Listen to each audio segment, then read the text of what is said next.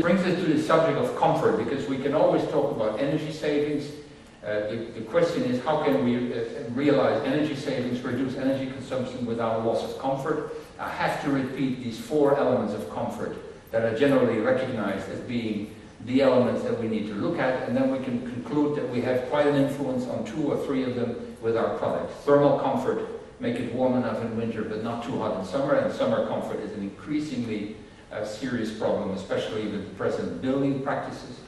Visual comfort means you need enough light, you need view to the outside, but you also need natural daylight if possible. Acoustical comfort is one of the elements, and good air quality. Obviously, ventilation is a very necessary element of a good building.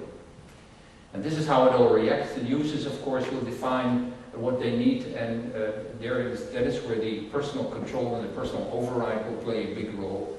The installation will have a very big influence, and generally will generate the comfort as we conclude. I'm looking at my sophisticated, and of course you can see how that influences the energy use, of course, of the building in the whole. You may find this boring because we've heard this before, but I didn't know too much of what our other colleagues would tell you. But solar shading reduces the cooling need. Everybody will believe that now. And of course, common sense dictates that to stop overheating means reducing the cooling need, and the sizing of the cooling equipment can be reduced, so the investment is lower. But architects do love large glass surfaces. You only need to look at the modern buildings in this city like any other city. But glass is static and always lets in the same large amounts of solar energy, whatever quality of glass you take. Because the better the quality of glass and the lower the G value, the lower the amount of solar heat that you can pick up in the winter. The greenhouse effect is a serious problem, and dynamic shading is of course a solution to reduce both the size and the energy consumption of the cooling installation. You hear us talk about cooling. In other words, when you have a house without cooling, you save nothing with solar shading. That is true. But if you look at the development, and as Andrew said, of what we call comfort, cooling becomes more and more standard equipment. And since virtually every car has cooling, people do not accept 3 or 4 weeks of hot temperature in the winter, and they go to Metro and they buy one of these 3 kilowatt mobile things, which is really terrible. Sometimes you combine the several things, and here what you see is in the Internal Revenue Center, I think in Nottingham by Michael Hopkins, where you see that there has been a lot of thinking going on in the concept of the building to combine solar shading together with natural night ventilation, so that the inertia of the building is flushed during the night and takes away the heat, so that less cooling capacity is needed during the day. We can visualize the effect of solar shading. We have talked about it, we've never shown it. And here you see one of the simulation programs, how you can show your customer what happens. In this case is outdoor and indoor temperature. Outdoor is blue, indoor is red. There is no shading and there is no artificial cooling. It is a period, just random period from July 15 to July 29. And you can see that the maximum temperature comes to 32 point something. Of course, there is no cooling energy demand because we had no air conditioning, but you can see that it is uncomfortable and the indoor temperature is constantly over the outdoor temperature. You can see the variation between day and night, which is dampened somewhat in the indoor. Now you look at what happens with the same simulation program when you put in this case, an external solar shading and no cooling. The maximum temperature has dropped to 27. I don't say that 27 is comfortable, but it is much less than the 32, and the cooling energy demand is still 0 because we have no air conditioning.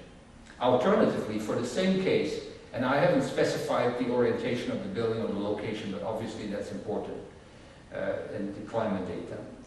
With the same case, as long as you take the same case, it's comparable. Here you see what happens if you just install the air conditioning. And you can see the red dots where the air conditioning is pumping to keep the temperature under control. It says the maximum temperature is 25. That's because we put in 23 plus or minus 2 as a set point. We could put in 20 degrees as a set point. It would even be worse. And the cooling energy demand, as the program tells you, will then be 12 kilowatt hours per square meter of glass, which is tremendous. And here you see what happens if you have both the cooling machine and the external shading. You can see you still use the cooling on the hottest day, but it dropped from 12 to 2 kilowatt hours and the maximum temperature obviously is still under control according to the set point of the air conditioning that we have chosen in this particular case. So I only show you this to tell you that you can show your customer the effect, and you can have a calculation with values that are quite reliable and show the interest of solar shading. Solar shading also reduces the heating need. Number 2, renewable energy now is a top priority. Well, solar energy is inexhaustible renewable energy source, and a smartly controlled shading will let in welcome heating energy in the heating season. In other words, it reduces the amount of heating energy needed in the winter, and the studies show that this gain can also be considerable, depending of course on the amount of glass and the orientation and all those parameters that you know will be applicable.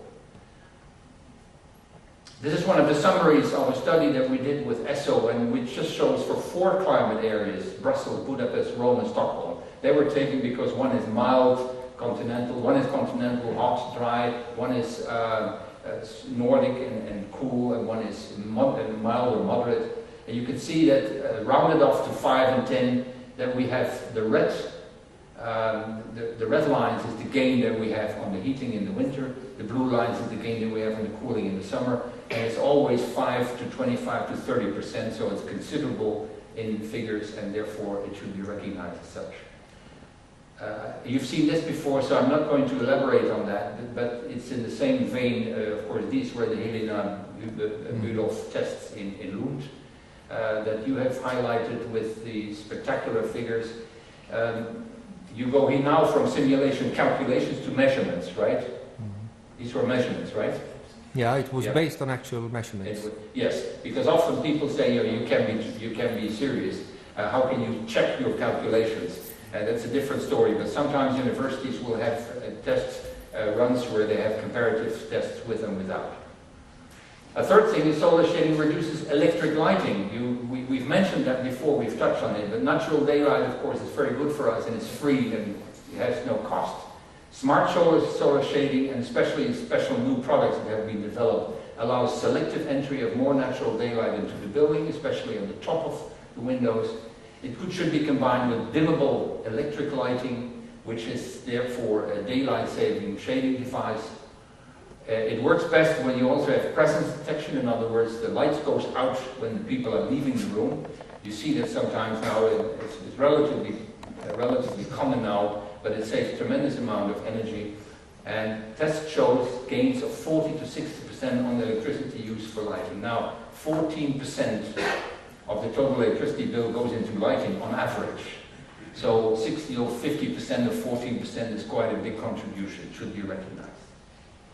Oh, this is just for fun. You see how much electricity we generate and how much lighting we have during the night. I had to pull back a bit to get this picture right. This is another example, but this time it's focused on visual comfort, how this very same architect, Michael Hopkins, works with sketches of solar shading, light shelves, and reflecting ceilings to bring the natural daylight deeper into the room and to save on electric lighting. This is quite an interesting building in the United Kingdom. Have you shown this, Anders? I don't think you did, but Anders mentioned the gains on the cooling load, and this will be on the electric lighting, where you see that in Lund they had this test where you can see the on the left side. Why don't I get my?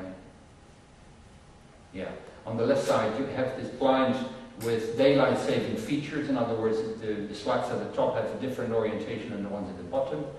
We want 500 lux on the table, and that is measured by a device in the top, if I understand correctly the measurements. And they did measurements, the same laboratory, with this situation where the sunlight comes in, and you can see that you have a certain amount of light coming in. Now, suppose that there is a cloud, and that will happen a number of times during the day, and you still want the 500 lux. Of course, you need more light, and then the electric light comes on. And the funny thing is that if you look at this summary, they just made a measurement over one day between 8 and 5 in the afternoon. And you can see that depending on whether it was a cloudy day, an overcast day, or a sunny day, there are tremendous savings in just the use of electricity for getting 500 lux. which shows you that, you know, systems with lights that goes just on and off are really a shame, because there is many times there is much too much. And the savings are in this 40 to 89%. Now that may not be an average, but it's just this test. And it shows that you will have double-digit multi-decimal points of savings on lighting. So we saved on cooling, we said, assuming the cooling would be standard. We saved on heating, we saved on electricity for lighting. Back to our cooperation with REHVA, just to conclude this, we decided on REHVA that we would have these subjects in the guidebook. It's quite ambitious if you look at it, some basic data on solar radiation, effects of windows and indoor environment, effects of radiation on building energy use, the properties of solar shading systems and their technology, the integration in the building management systems, how sophisticated you can become,